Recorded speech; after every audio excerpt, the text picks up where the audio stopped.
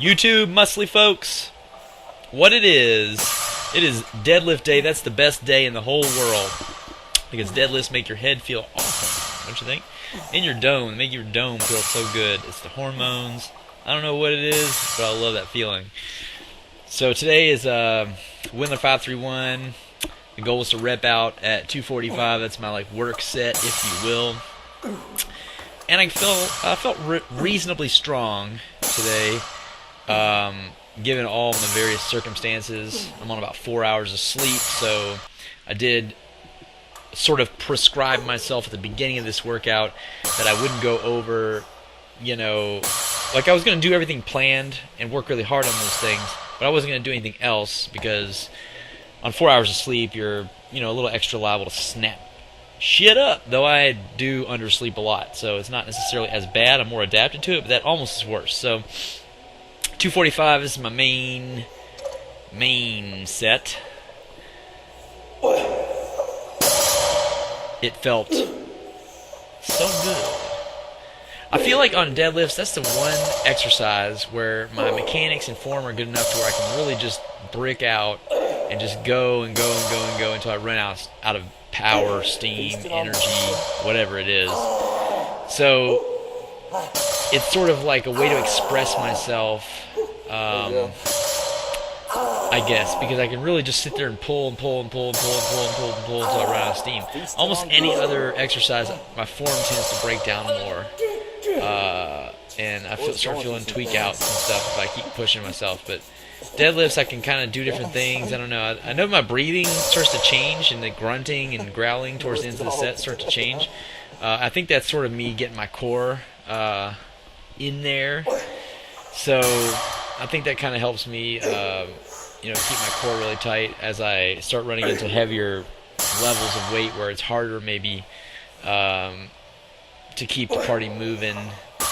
Or maybe not necessarily heavier levels of weight, but I'm starting the set off and I get my first 3 or 4 reps pretty easily, and then some muscles are starting to probably tire out. So that extra pressure coming in from the lungs just sort of gives me that sort of like a spot from the cardiovascular system, if you will, by forcing air and vibrations into the chest cavity, abdominals, etc., and sort of like what happens when you hold your breath and do the Valsalva on the squats. Now these step-ups, I've kind of moved up now to the 25s. I've been moving up 5 pounds a week. I don't know if I'm going to keep going up 5 pounds a week forever, but it seems right now like it's not really reached a brick wall at all. I'm having an easy time doing 5 sets of 10.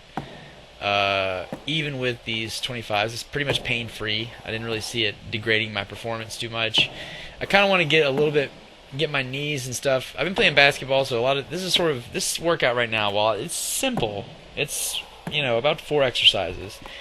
It's really intense because it's non-stop work. It's hard work. Everything's hard. I'm getting a lot of grip challenges here. I'm getting, a lot of trap work. This is kind of an intense grip challenge, even though it's only 25 pounds, because I'm doing so many reps, 5 sets of 10, that's, on top of having already done deadlifts. I mean, I don't really feel this on my grip anymore because, being a personal trainer, I'm picking up plates and carrying them all the time, so my grip has kind of become a strong point recently. But this kind of thing could hurt your grip eventually. Considering I banged these out pretty quick. I didn't really take much rest time between them. I just sort of we just sort of took turns working rest style, and because the sets themselves take kind of a little bit when your partner is doing them. So it's it was kind of continuous, and there's so many. Each one of these is 50, I guess, or it's 5 sets of 10. So 50 reps per leg. So that's 100 total reps that your core has to do to keep your torso upright and to keep those weights moving upward without damaging your back. And your cardiovascular system has to keep pumping energy. And both legs are getting worked even when they're not the main leg. They're still having to land and eccentrically contract the reverse of the activity that it was doing on the other end. So it's sort of like a superset more than it is a rest period for that body part.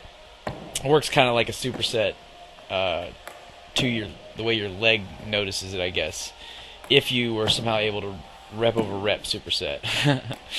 But in a big way, this one I use in place of the doing squat assistance, which I do squats, on Sunday with deadlift assistance, because my body just tends to, with that much squatting, I tend to injure my hamstrings. I don't know what it is yet, but when I don't do it and I do something else, I don't hurt my hamstrings, and I go heavy on front squats, I go heavy on deadlifts as much as I want.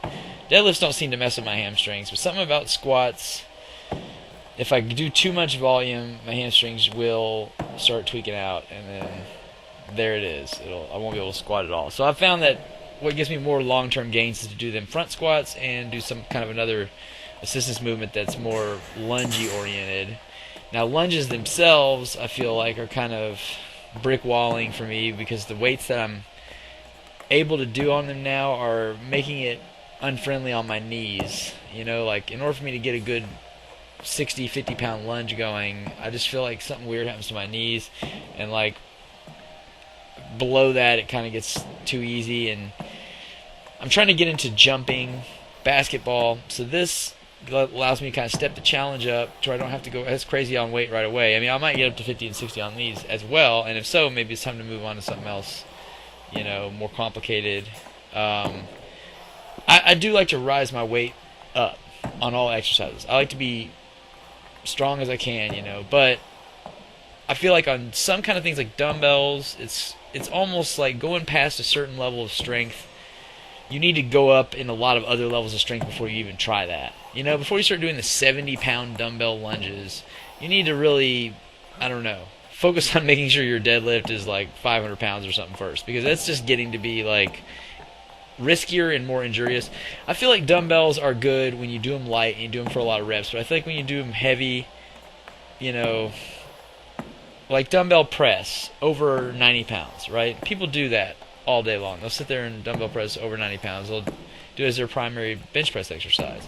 I just wonder, how good is it for your bench press progress and your chest progress if every single time before you do a heavy incline or a dumbbell incline or dumbbell flat bench, you then do first a sort of rack pull of 180 to 240 pounds or whatever, and then you do a deadlift of 180 or 240 total pounds, which is actually in dumbbells, which is comparable, probably more like 350.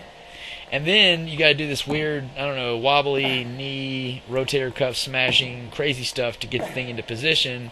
And now, how much energy have you burnt off, from your battery?